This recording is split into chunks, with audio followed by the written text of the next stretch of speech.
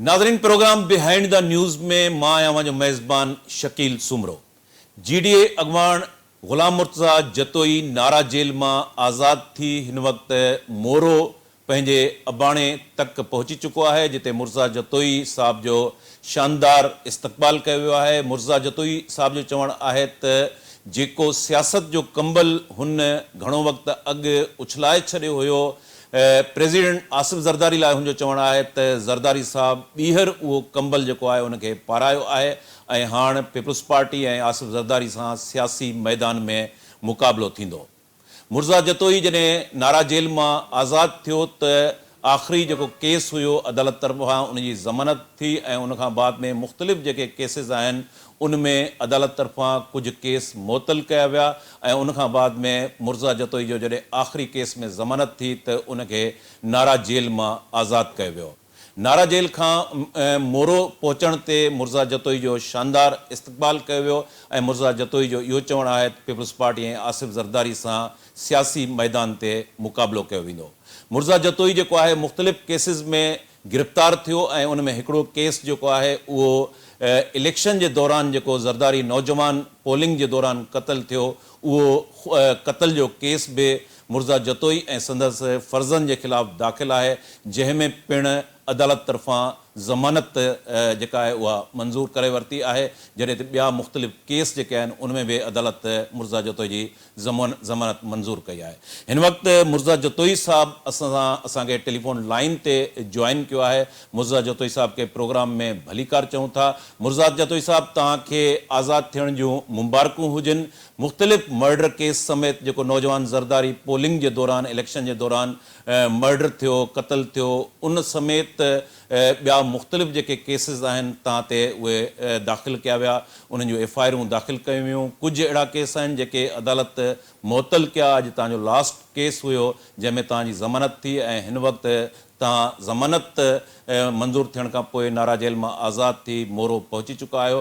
कीअं ॾिसो था अव्हांजे ख़िलाफ़ु जेके केस रजिस्टर्ड कया विया उनजे पोयां मसइलो छा आहे? कुझु ज़रियनि जो इहो चवणु आहे त को ज़मीन जो तकरार हुयो, के शादी जा मामला हुया।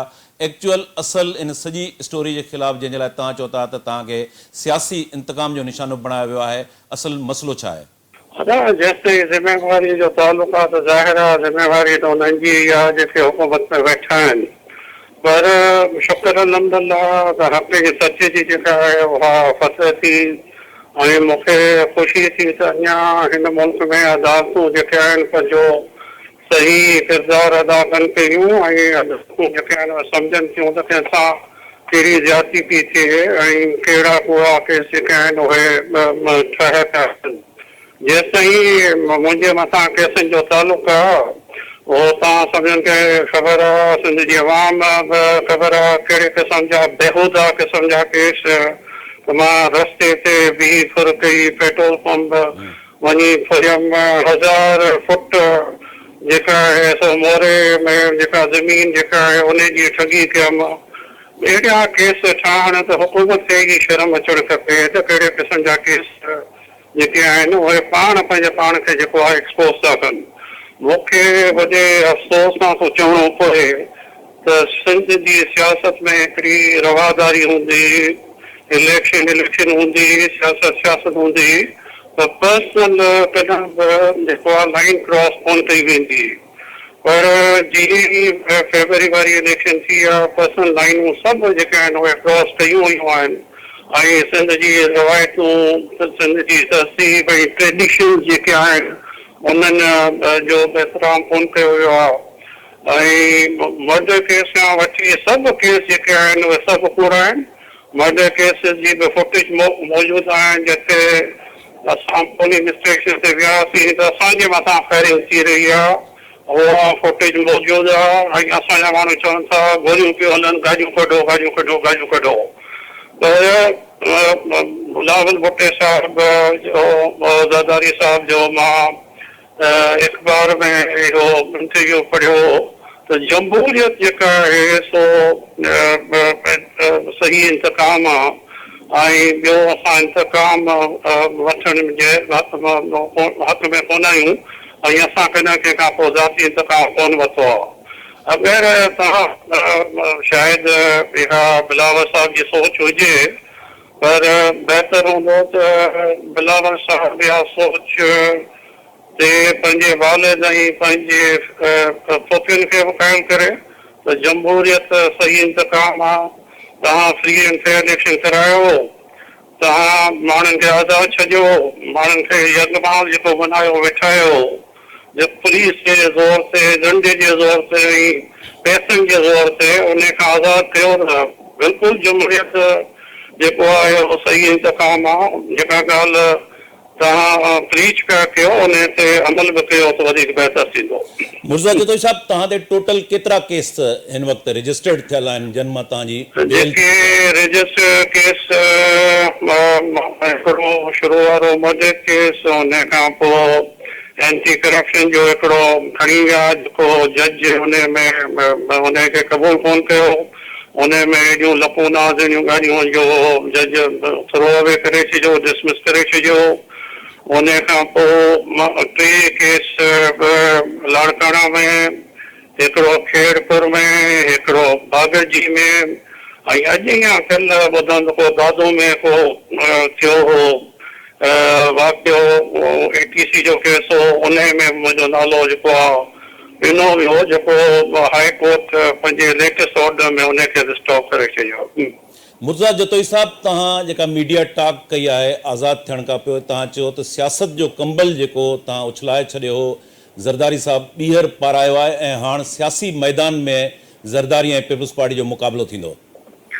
बिल्कुलु न, मां चयो त मां जेका पाकिस्तान जी जेका गलीज़ सियासत थी वई आहे, मां सम्झां थो कंहिं बि शरीफ़ माण्हू ऐं ख़ानदानी माण्हू जो हाणे कमु न रहियो आहे अहिड़े क़िस्म जी सियासत करे हाणे रुगो माफ़िया जो कमु थी वियो आहे पाकिस्तान जी सियासत जी, ख़ासि तौर ते सिंध जी सियासत थी सघे। पर मां अरिड़हं जी इलेक्शन कोन पई बीहणु चाही, मां चयो मां 24 जी इलेक्शन कोन पई बीहणु चाही, तमाम ऐं दोस्तनि जे सलाह ते इलेक्शन मां ज़रूरु बीठुमि। हाणे मुंहिंजो बिल्कुलु कतई को इरादो कोन हो त सियासत कजे, पर जीअं मां चयो त कंबल त मां लाथो, पर हाणे ज़रदारी साहब वरी पराए छॾियो आहे। मां सिंध जे यरगमाल अवाम खे, मासूम अवाम खे, जिन्हनि जी ज़मीनूं सेफ कोन्हनि, जेके जिन्हनि जी ज़ाती मुल्कियतूं सेफ कोन्हनि, हिन माफ़िया जे रहम करम ते नथो छॾे सघां।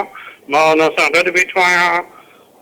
जॾहिं नेशनल पीपल्स पार्टी वजूद में आई तो उन सां गॾु हिकिड़ो नारो वजूद में आयो, न बिकने वाला न झुकने वाला ख़ान जतोई। न पोयां जतोई ख़ान विकामिया आहिनि झुकिया आहिनि, न ही जतोई ख़ान विकामियो ऐं झुकियो आहे।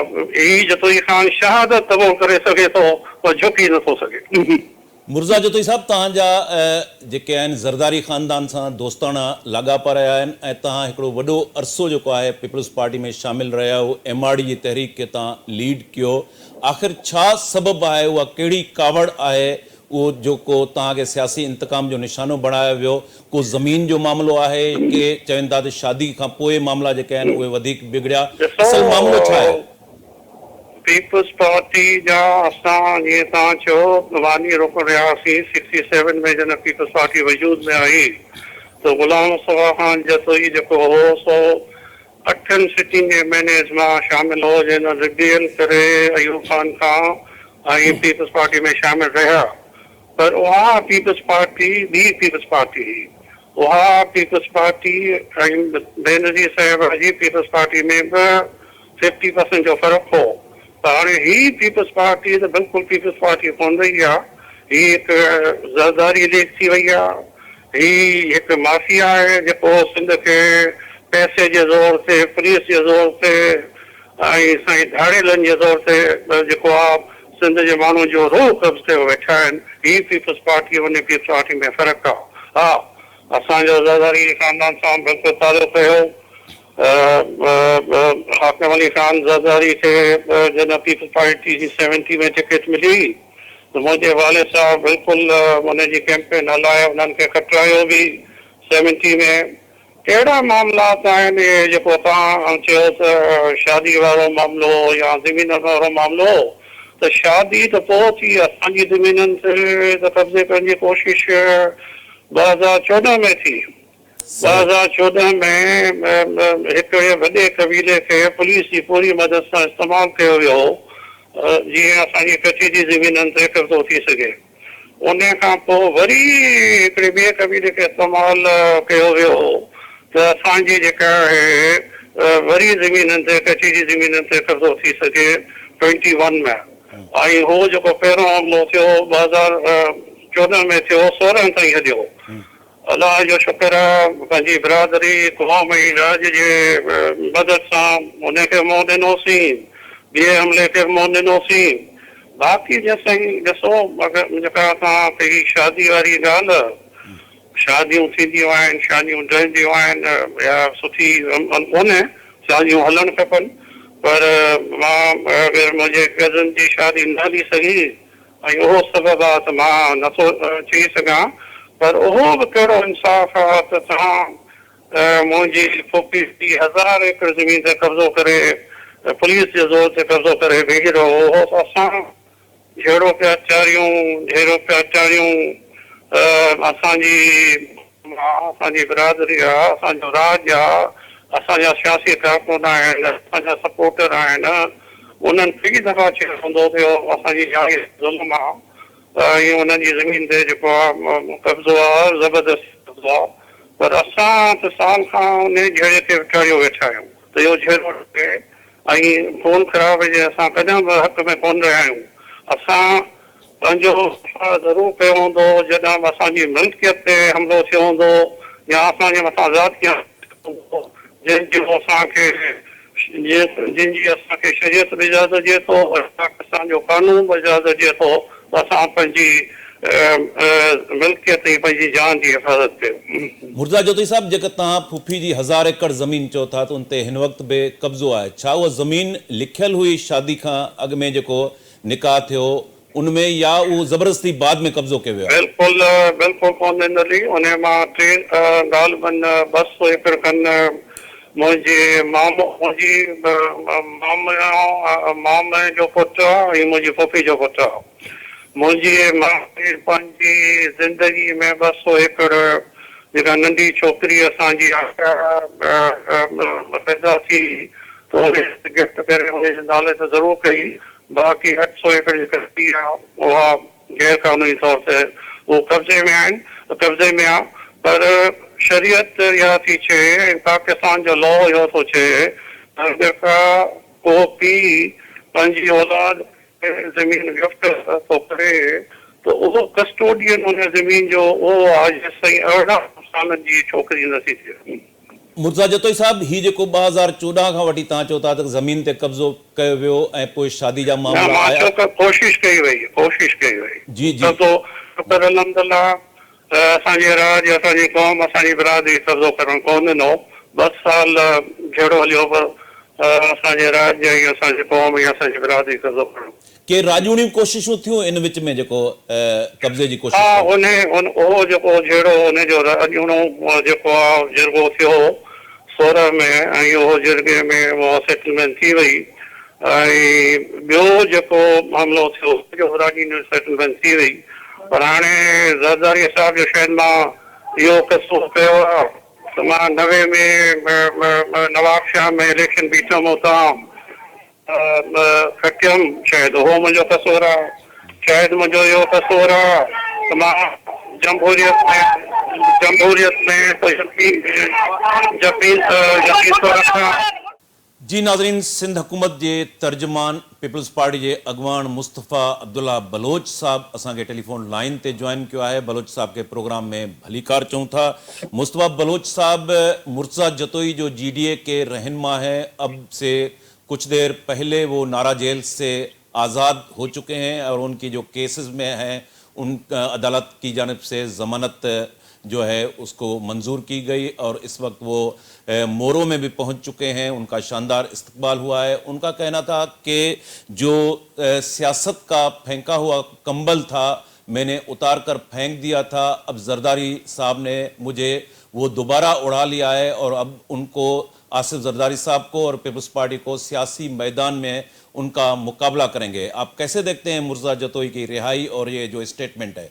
देखें, बिस्मिल्लाहिर्रहमानिर्रहीम, मुर्तज़ा जदई साहब जो बयान दे रहे हैं उससे साफ जाहिर होता है कि वो अपनी पॉलिटिक्स को एक अलग रंग देना चाह रहे हैं और एक जो इंतजामी कार्रवाई है उसको एक सियासी रंग डे वन से देना चाह रहे थे। और आज अगर वो छूटे हैं तो हमने डे वन से कहा कि भाई जो आपके मामला हैं आप अदालत से रुजू करें, अदालतें आज़ाद हैं।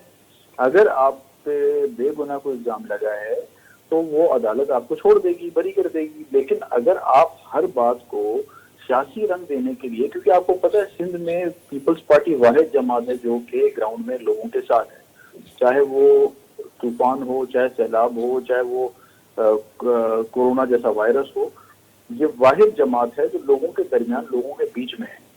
तो जब ऐसी जमातें जिनका या ऐसे जो सियासी लोग जिनकी सियासी वक़्त उस तरह नहीं रही है, उनको कहीं ना कहीं मौका मिल जाता है अपनी पर्सनल इश्यूज को सियासी रंग देने में, तो मैं समझता हूँ कि उससे कुछ वक्ती तौर पर उनको शायद फायदा हो सकता है। लेकिन लॉन्ग रन में जो सिंध की अवाम है वो जानती है कि सिंध की हुकूमत और पीपल्स पार्टी वो अवाम के शाना बशाना है, अवाम के साथ है। और ऐसे बयानात से, ऐसी चीज़ों से वक्ती कवरेज मिल सकता है उनको, और इस पे हमारे लिए वो कंपटीशन नहीं है। अगर देखें ना सिंध असेंबली की आप अगर आज स्टेटस देखें तो सिंध असेंबली में पीपल्स पार्टी 2/3 मेजोरिटी में है। हमें ज़रूरत ही नहीं है कि हम कोई सियासी इख्तलाफात की वजह से या किसी वजह से जो है वो इंतकामी कार्रवाई करें किसी पार्टी पे, हमें तो जरूरत ही नहीं है। हम तो बिल्कुल कंफर्टेबल पोजीशन में सिंध गवर्नमेंट में।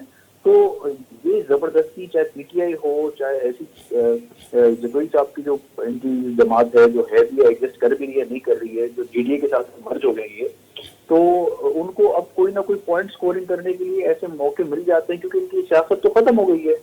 2023 के इलेक्शन में इन्होंने तो देख लिया कि इनकी सियासत तो खत्म हो चुकी है, अब इनके पास करने को कुछ भी नहीं है। अब कभी जो है वो कोई मौका इनको मिल जाता है तो कभी ये मीडिया के साथ मिल जाते हैं, कभी मौका मिल जाता है तो ये कोई और कोई इशू ढूंढ लेते हैं सियासत चमकाने के लिए। हमारा मशवरा ये है कि आप हमारे साथ बैठ के काम करें, आप अमली काम करें, अपने इलाके के लोगों को भी कुछ डिलीवर करें। आपने इतने अरसे से जो सियासत की, पब्लिक को क्या रिलीफ दिया? आज भी हमारे पास तो बताने को बहुत कुछ है। हम तो सिंध हुकूमत के हैसियत से बता सकते हैं कि हमने क्या कुछ नहीं डिलीवर किया सिंध के लिए, और करेंगे, हमारा फर्ज है। सिंध हुकूमत को हमेशा से पाकिस्तान पीपल्स पार्टी का एक नजरिया रहा है कि सिंध की आवाम के हुकूक के लिए हम तो हर दफा लड़े हैं।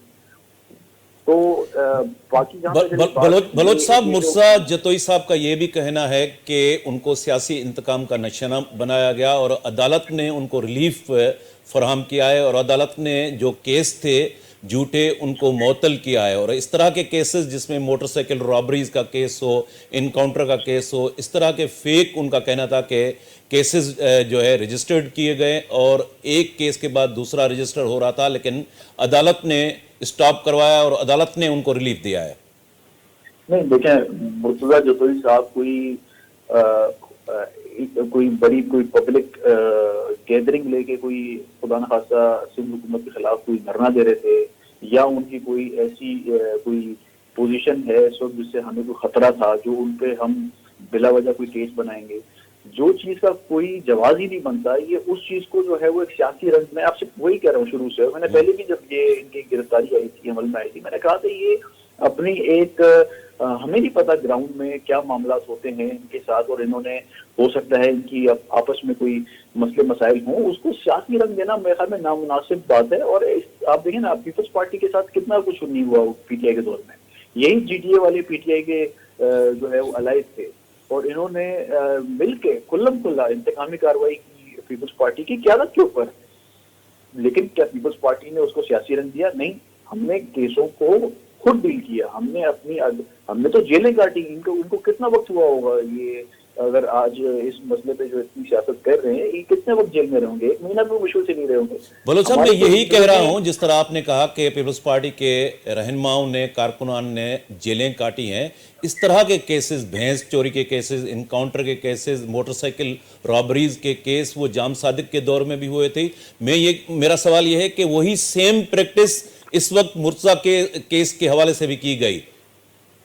देखिए, मैं तो जाम सादिक अली के दौर की बात नहीं कर रहा, मैं बात कर रहा हूँ अभी जो पीटीआई का दौर गुजरा था जिसमें ये इत्तेहादी थे पीटीआई के। उस दौर में इन्होंने ऐसे इससे ज्यादा जो है वो अजीबो गरीब किस्म के केस बनाए थे पीपल्स पार्टी के खिलाफ, और इन्हीं के कहने पे होता था सब कुछ। यही खान साहब के कानों में जाके बातें करते थे, जिसकी वजह से, क्योंकि इनको नजर आता था सिंध में पीपल्स पार्टी ग्राउंड में लोगों के साथ है, इनको अपनी सियासत खत्म होते हुए नजर आ रही थी, तो इन्होंने सियासी इंतकाम लिया पीपल्स पार्टी के साथ खान साहब के दौर में। लेकिन नतीजा क्या निकला? नतीजा यही निकला कि हम सुर्खरू हुए, जरदारी साहब आज सदर बोलो साहब, पीपल्स पार्टी को तो वैसा नहीं करना चाहिए था ना, जैसे आप कह रहे हैं कि इन्होंने मैं वही कह रहा के हूं, दौर मैं वही में कह रहा अजीबो हूं। गरीब केसेस किए, अब भी तो वो अजीबो गरीब केसेस का सिलसिला जारी है। पीपल्स पार्टी का ना ये तरीका रहा है, ना पीपल्स पार्टी ने कभी माजी में ऐसा किया है, ना आज ऐसा करी है, ना कभी आइंदा ऐसा करेगी। उसकी वजह यह है कि हम उस चीज से गुजर चुके हैं। नंबर 2, पीपल्स पार्टी के पास इतनी अच्छी मेजोरिटी है, इतनी जबरदस्त पब्लिक सपोर्ट है, चाहे वो बल्दियाती नुमाइंदों की सूरत में हो, चाहे वो पार्लिमानी नुमाइंदों की सूरत में हो। हमें जरूरत ही नहीं है पॉलिटिकल विक्टिमाइजेशन करने की। ना तो ये इस वक्त इतनी पब्लिक पॉपुलर सपोर्ट लेके बैठे हुए हैं कि हम इनके साथ कोई सियासी इंतकाम लेने के लिए करें, ना कोई इलेक्शन करते हैं जो हम कहें कि भाई चलो ये मामला हो रहे। ये ऐसे मामला है जिनको क्रिएट करके खुद इन्होंने अपने आप को एक पॉलिटिकल विक्टिम बनाने की कोशिश की। और जिस तरह आप बयान दे रहे हैं, तो ये बयान देने का मकसद और इनके बयान की जो आप बैकग्राउंड चेक करें, उससे आपको नजर आएगा कि ये जीजे को जो सियासत अपनी खत्म होती हुई नजर आ रही थी, उनको एक सहारा मिल गया, उनको एक सहारा। बलोच साहब, मुर्तजा जतोई साहब का यह भी कहना है कि 2014 में उनकी जमीन पर कब्जा करने की कोशिश की गई थी जरदारी खानदान की जानिब से, और उनका यह भी कहना है कि उनकी खालाजाद बहन की 1000 एकड़ जमीन पर अब तक भी उनका कब्जा है। और ये सिलसिला तब से शुरू हुआ जब से ये एक रिश्तेदारी भी हुई जरदारी खानदान और जतोई खानदान में। तो इस किस्म के तनाज़ात के पीछे उनका कहना है कि पुलिस को इस्तेमाल किया गया और ज़मीन को कब्जे करने की कोशिश की गई।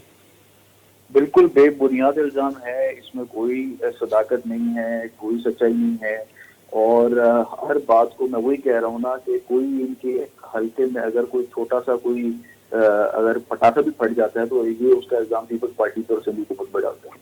बात यह है कि अगर इनकी इतनी बेस मजबूत है, इतने पॉपुलर है, तो इनको चाहिए कि सियासत अपने मेयार के हिसाब से करें, छोटी छोटी चीजों को लेकर पॉलिटिक्स ना करें। और ये जो इल्जाम लगाने, अब जाहिर है जरदारी साहब का नाम लेंगे तो न्यूज में हेडलाइन चल जाएगी।